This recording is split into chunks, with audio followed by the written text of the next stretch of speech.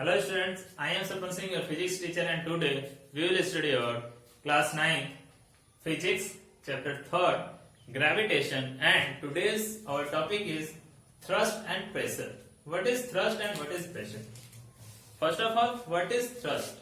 Thrust क्या होता है? So thrust is a force.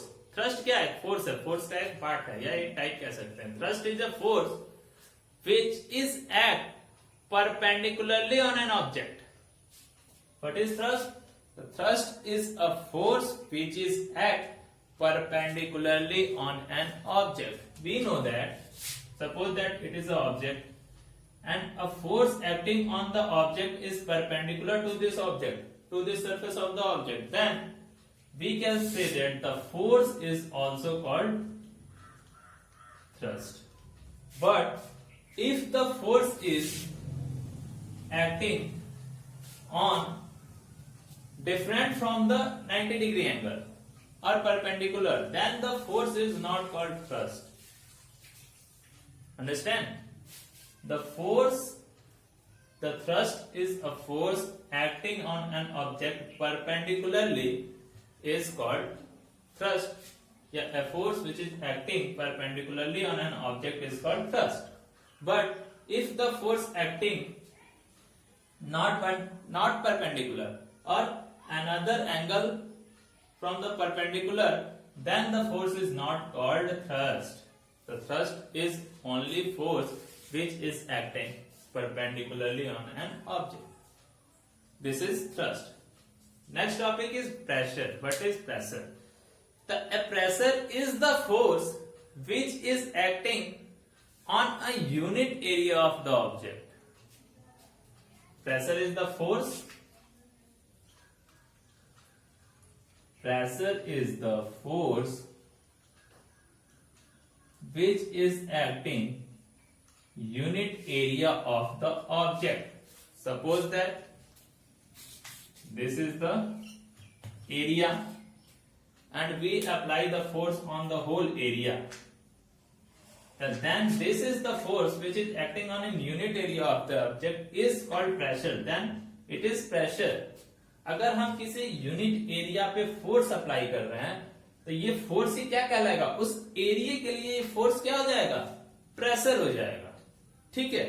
अब एक एग्जांपल हम देखें कि suppose that we apply a force on this type. तो हम देख रहे हैं कि यहाँ पे जो एरिया हम कवर कर रहे हैं वो लगभग इतना बड़ा एरिया है. इसको हम क्या कर रहे हैं? यहाँ पे कवर कर रहे हैं. तो सेम फोर्स लगाएंगे और इस पे तो हमारा जो प्रेशर होगा वो कितना होगा? तो इस एरिया के अकॉर्डिंग ये प्रेशर होगा. दूसरी चीज, अगर उतना ही फोर्स अगर हम इससे लगाएं यहाँ पे तो कितना एरिया कवर करना है? बहुत ही छोटा एरिया कवर करना है. तो उस कंडीशन में हम देखेंगे कि ये जो है उतना ही फोर्स लगाएंगे तो इसमें प्रेशर ज्यादा लगेगा. जैसे एग्जांपल हम ले लें तो एक सपोज दैट एक बालू ले लें. ठीक है. और उसमें एक ईंट, और ईंट को पहले हम इस तरीके से रखें. इस तरीके से रखेंगे तो देखेंगे कि फ्लैट सरफेस होता है, चौड़ा होता है, ज्यादा एरिया कवर करता है. तो उस कंडीशन में बालू थोड़ा कम धंसेगा, मतलब बालू के अंदर वो ईंट थोड़ी कम धंसती है. बट जब उसको हम इस तरीके से कर देते हैं तो वो थोड़ी ज्यादा धंसती है. What is the reason behind this? The reason behind this pressure. जब हम ऐसे रखते हैं तो ज्यादा एरिया कवर करता है तो उस पर फोर्स तो सेम लगेगा. फोर्स तो अपने वेट के बराबर फोर्स लगाएगा कोई भी ऑब्जेक्ट.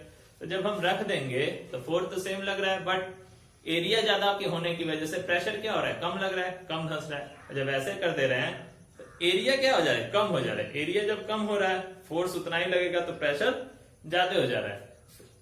इस कंडीशन में हम कह सकते हैं कि pressure is directly proportional to the force of the object and pressure is inversely proportional to the area where the force is acting. ठीक है. Means pressure is directly proportional to force and pressure is inversely proportional to area. मतलब जितना ज्यादा force apply करेंगे उतना ज्यादा pressure लगेगा, और जितना ही कम एरिया होगा उतना ही ज्यादा प्रेशर रिलीज होगा या प्रेशर हम उस पर कर सकते हैं। तो from the above discussion we conclude that for pressure depend on two factors, force and area, ठीक है, where pressure is directly proportional to the force and pressure is inversely proportional to the area.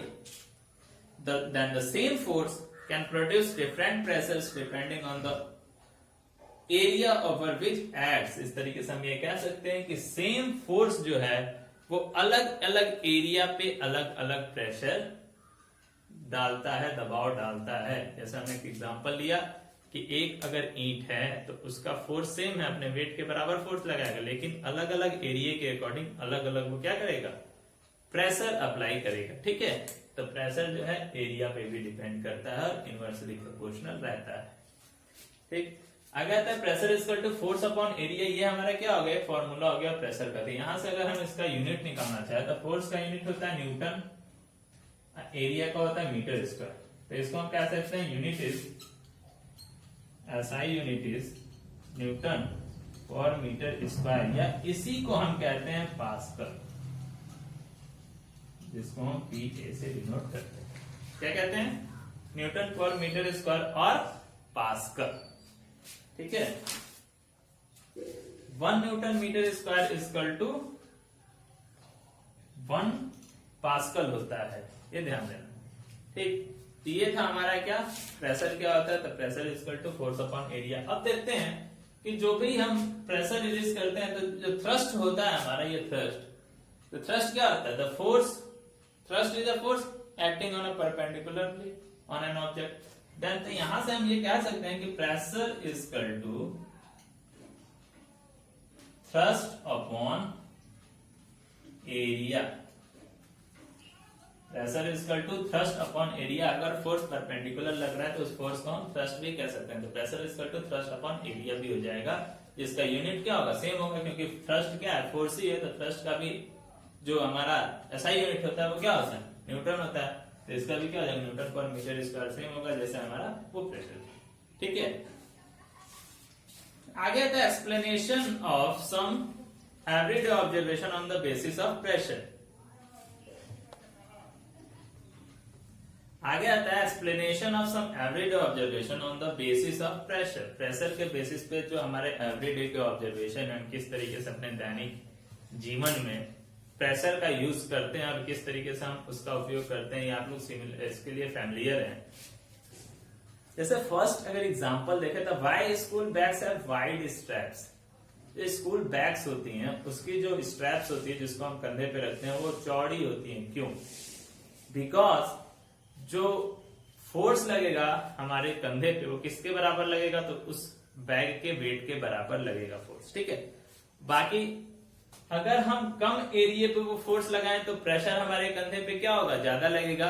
अगर हम strap को चौड़ी करते तो area क्या हो जाता है, चौड़ा हो जाता है, इसलिए हमारे कंधे पे प्रेशर क्या होता है, कम लगता है। तो जितना ज्यादा एरिया रहेगा प्रेशर उतना ही ज्यादा कम लगेगा, और जितना कम एरिया रहेगा प्रेशर उतना ही ज्यादा लगेगा। तो हम फोर्स को तो सेम रखते हैं, बट एरिया को कम या ज्यादा करके अपने सुविधा अनुसार प्रेशर का यूज करते हैं। जैसे हमें बैग ले जाना है तो हम चौड़ा कर देंगे स्टेप्स को, जिससे हमारे कंधों पे प्रेशर क्या हो, कम लगे।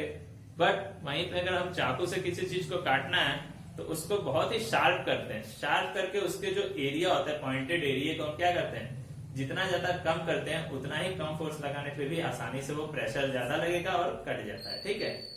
तो why a sharp knife cuts better than a blunt knife, because sharp knife have smaller area than the blunt knife, then the pressure is acting more than the blunt knife, okay। why the tip of needle is sharp, सुई की जो नोक होती है sharp होती है, क्यों, क्योंकि एरिया कम होता है, एरिया कम करने से प्रेशर ज्यादा लगता है, क्योंकि हमें किसी चीज में उसको क्या करना है, धंसाना है। why the pressure on the ground is more when the man is walking than he is standing, अगर कोई आदमी चल रहा है तो प्रेशर ज्यादा लगता है उसकी अपेक्षा जब वो खड़ा है। क्यों, ऐसा क्यों, इसलिए कि जब चल रहा होता है तो बहुत बार एक ही पैर रखता है जमीन में, एक ऊपर रखता है जब भी वो चल रहा होता है। तो उस कंडीशन में एक पैर रखेगा तो उसका जो एरिया हो जाएगा वो कम हो जाएगा, दोनों पैर रखेगा तो एरिया ज्यादा हो जाएगा। उस कंडीशन से जब चल रहा होगा तो प्रेशर ज्यादा लगता है और जब खड़ा होगा तो प्रेशर कम लगता है। उसी के साथ why the depression is much more when a man stand on the question when he lies down on it. Question का मतलब अगर कोई तकिया है, चाहे अगर कोई इस तरह की चीजें हैं जिसके ऊपर आदमी खड़ा है, तो उस कंडीशन में उसका जो अर्थ पे जो प्रेशर लगता है वो चारों तरफ फैल जाता है। जैसे कि एक एग्जांपल ले लें कि ट्रेन की जो पटरी होती है, उस ट्रेन की पटरी के नीचे बड़े बड़े लकड़ी के या सीमेंटेड के खंभे रखे होते हैं, और उसके भी नीचे क्या रखा होता है, तो छोटे छोटे पत्थर बहुत सारे रखे होते हैं। क्यों? क्योंकि ट्रेन क्या होती है, बहुत ही भारी होती है और उससे फोर्स बहुत ही ज्यादा अर्थ पे लगता है, और ट्रेन धंस न जाए इसके लिए जो जो पटरी होती है, पटरी के नीचे क्या रखे रहते हैं, इस तरीके से पटरी होती है, उसके नीचे बहुत सारे पत्थर लगे रहते हैं। जैसे कि जो फोर्स लग रहा है उसका प्रेशर जो है पटरी से होते हुए इस पूरे पत्थर पे फैल जाए चारों तरफ, और पत्थर पे फैलने के बाद जो छोटे छोटे ईंट पत्थर रहते हैं उस पे पूरे पत्थर पे क्या हो जाते हैं, छोटे छोटे पत्थर पे फैल जाते हैं, बोल्डर जो रखे रहते हैं। इसके कारण जो एरिया होता है उस फोर्स का लगने का वो बहुत ही ज्यादा हो जाता है अर्थ पे, जिसके कारण जो ट्रेन का प्रेशर होता है अर्थ पे वो कम हो जाता है, डिक्रीज हो जाता है। ठीक है, इस तरीके से हम अपने डेली लाइफ में प्रेशर का यूज करते हैं अपने अकॉर्डिंग, कम ज्यादा करके ऑब्जेक्ट्स के एरिया को कम ज्यादा करके प्रेशर का यूज करते हैं। ठीक है, तो आज के लिए बस इतना ही, धन्यवाद।